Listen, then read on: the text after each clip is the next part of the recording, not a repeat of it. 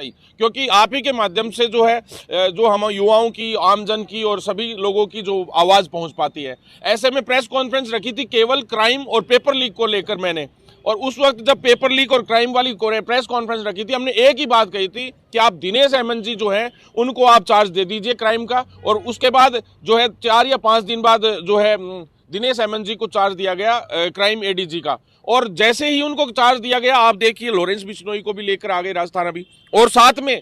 दूसरे दिन वो जिस दिन ज्वाइन किया उन्होंने वो सीधे उदयपुर गए। पेपर लीक वाला जो ये प्रकरण हुआ था पहले आरपीसी सेकंड ग्रेड वाला, और उसमें ये भूपेंद्र सारण वगैरह और ये सुरेश ढाका ये लोग फरार चल रहे थे, उन्होंने उस पर काम करना त्वरित गति से शुरू कर दिया, और उसी की बदौलत आज भूपेंद्र सारण उसके देख लीजिए उनके ज्वाइन करने के 5 से 7 दिन के अंदर अंदर आज पुलिस की गिरफ्त में है। और वो गिरफ्त में आने के बाद जो इन्होंने ये जो अब हमें विश्वास है थोड़ा बहुत कि लग रहा है कि सुरेश ढाका भी आएगा, अगर आउट ऑफ इंडिया या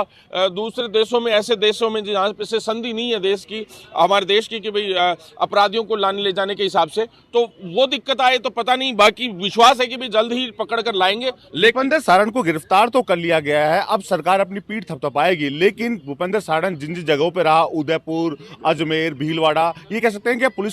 पुलिस की नाकामी थी कि गिरफ्तार नहीं कर पाई। जी बिल्कुल नाकामी थी, और इसीलिए हम दिनेश अहमद जी को चार्ज दिलवाने के लिए बोल रहे थे। और सबसे बड़ी बात यह है कि भी क्राइम जो राजस्थान जो ग्राफ है वो भी इसी वजह से बढ़ रहा है। नाकामी थी, पुलिस प्रशासन जो है पूरी तरह से जो राजनीतिक संरक्षण मिला हुआ है। दूसरा, ये बहुत बड़ा नेक्सस है,